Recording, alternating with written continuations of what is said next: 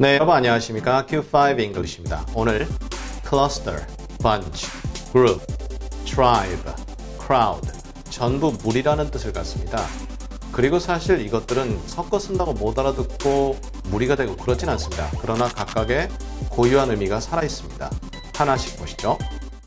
먼저 우리에게 익숙한 그룹이라는 것은요.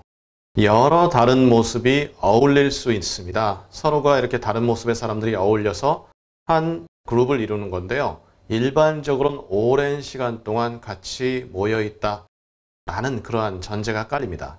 그리고 우리가 그룹이라고 할 때 가장 많이 이렇게 쓰죠. 그런데 클러스터, 처음 보시는 분 있나요? 클러스터는요. 동일한, 가까운, 밀접한 무리를 얘기합니다. 그리고 일반적으로 클러스터 할 때는 엄청 많은 사람들이 아니에요. 소수입니다. 많지 않은 수죠. 그리고 클러스터는요. 느낌이 어떤 하나를 중심으로 해서 그 하나를 둘러싼다.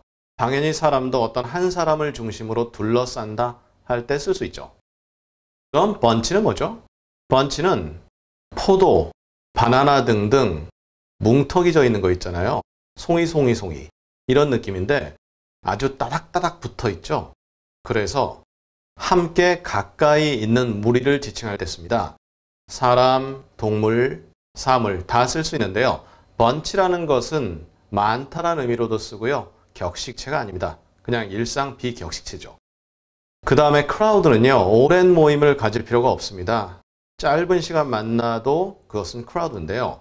일단 심리적인 느낌으로 볼 때 가까운 사람들입니다. 완전히 거리가 서로 떨어져 있는데 크라우드를 구성하기는 좀 어렵고요. 물론 그냥 모임이다 할 때도 크라우드를 쓸 수 있습니다.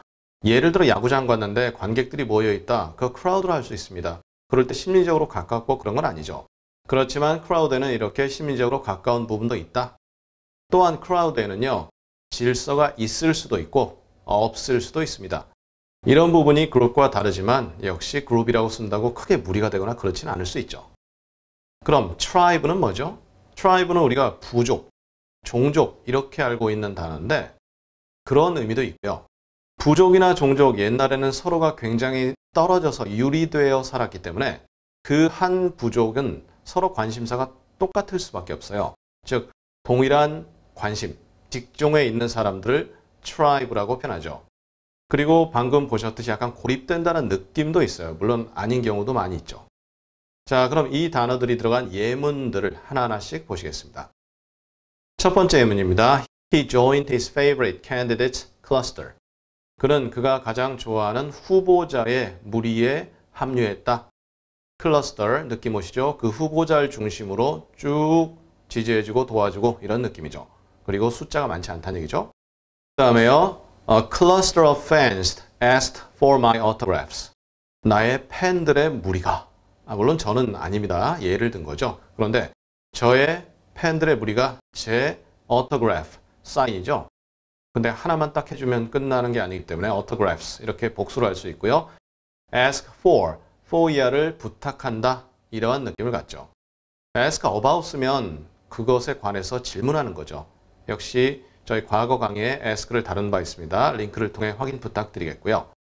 그 다음 문장입니다. I have never seen a happier bunch of kids.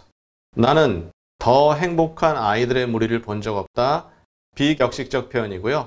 아이들이 그냥 몰려다니는데 쟤들처럼 행복한 애들 못 봤다. 이런 내용이죠. 그리고 그 숫자가 좀 있다. 좀 많다. 이런 느낌이죠. 그 다음 문장입니다. A bunch of irresponsible idiots could cost us all our cherished freedoms. 많은 뭉태기, 어떤 바보들이죠. 이디어트인데 무책임한 바보들. 그러니까 자기 행동 멋대로 하고 그래서 피해를 일으킨다는 뜻인데 그로 인해서 cost us. 우리에게 어떤 비용을 부과하죠. 어떤 비용입니까? 자유라는 비용이죠. 즉 자유를 빼앗아가는 건데요. 걔네들 때문에 자유가 뺏기는 건데 우리가 그렇게 소중히 여기는 그리고 freedom 원래 개념으로서의 자유 셀 수 없습니다. 당연히. 하지만 여러 자유라는 종류를 의미할 때 이렇게 freedoms 쓸 수가 있는 거죠. 그 다음 문장입니다. They sat in groups of five. 그들은 앉았죠. In groups of five. 그러면 5명이 한 그룹이 돼서 그렇게 각각이 다섯 이렇게 앉았다는 얘기죠. 그 다음 문장입니다. A group of young adults held a party. 그룹을 5명으로 해서 앉았다 할 때는 서로 오랜 모임이라는 느낌은 없죠. 그냥 일반적 그룹인데 여기서는 젊은이들의 그룹 그리고 파티를 했다면 서로 친근 관계가 좀 유지됐다라는 느낌이 들어요. 물론 젊은 분들은 친근하지 않더라도 서로 모여 잘 금방 어울릴 수도 있습니다만 파티를 할 정도다 그러면 약간 친근감이 있고 오래 사귀었다 그런 느낌도 전달이 될 수가 있습니다. 꼭 그렇지 않을 수도 있죠. 그 다음 문장입니다. They are in their tribe. 그들은 그들의 무리 내에 있다. 종족 내에 있다. 자세한 속뜻 설명에서 말씀드렸다시피 tribe는 고립되어 있습니다. 따라서 자신의 편견 속에 갇혀있는 그러한 무리 속에 속한다 라는 느낌이 들어가죠. in, 그룹 안에 있기 때문에 in이 되는 거죠. 그 다음 문장입니다. She started to hang out with an older crowd. hang out이라면 일상적으로 누구와 함께 시간을 그냥 보내는 거죠. 지내고 어울리고 이 말이 hang out인데요. started to, 그러기 시작했다. 저희 과거 강의에서 start의 여러 형태와 내용을 나눈 바 있습니다. 링크를 통해 확인 부탁드리겠고요.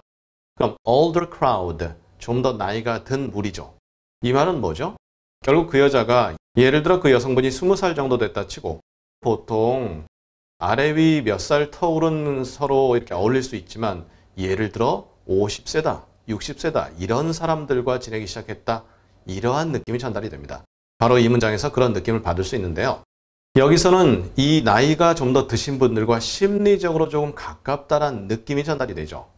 그런데 그 다음 문장에서 심리적으로 가까울 수도 있고 아닐 수도 있죠. He got a big roar from the crowd. 아마도 he가 유명한 야구 축구 선수 같아요. 경기장에 나갔습니다. 관중들이 환호하는 거죠. 엄청나게 환호합니다. 물론 이럴 땐 한마음이 돼서 그 선수를 믿고 따르고 지지한다라는 그런 느낌이기 때문에 심리적으로 가까울 수도 있고 아니면 그냥 유명한 사람 보니까 소리 지를 수도 있고 그렇죠. roar라는 것은 원래가 호랑이, 사자 이런 친구들이 으르렁대는 거죠. 아니면 기차 같은 것이 굉음을 내고 훅 지나갈 때 그런 상황 생각해 보시면 roar가 바로 떠오르죠. 폭포가 엄청난 기세로 쏟아집니다. roar죠. 자, 그 다음 오늘의 마지막 문장인데요. 어떤 특정 정당을 이야기하는 건 아니지만 Republicans are very tribal. Republicans는 미국에 있는 공화당이라는 당입니다. 제가 거기에 대해서 어떤 찬반 이런 게 있는 게 아니고 그냥 예문을 든 거죠. 이들은 아주 부족적이다. 느낌 오시죠? 서로가 서로만 알고 서로 이끌어주고 그러다 보니 편견과 배타 이런 느낌이 가득한 사람들이다. 물론 마음에 안 드시면 Democrats 바꾸세요. 민주당원들이죠. 또는 민주당 사람들이죠. 자, 이렇게 해서 오늘 여러분과 함께 무리라고 표현되고 그리고 무리라고 했을 땐 숫자가 아무래도 좀 있겠죠. 이런 여러 표현들 나누어 봤습니다. 자세히 반복해 주시길 제안드리고요. 우리 다음 시간에는 의류, 옷 이렇게 표현되는 단어가 여러 가지 있습니다. clothes, garment, outfit, attire 등등이 있는데요. 자세히 다음 시간에 알아보도록 하겠습니다. 감사합니다.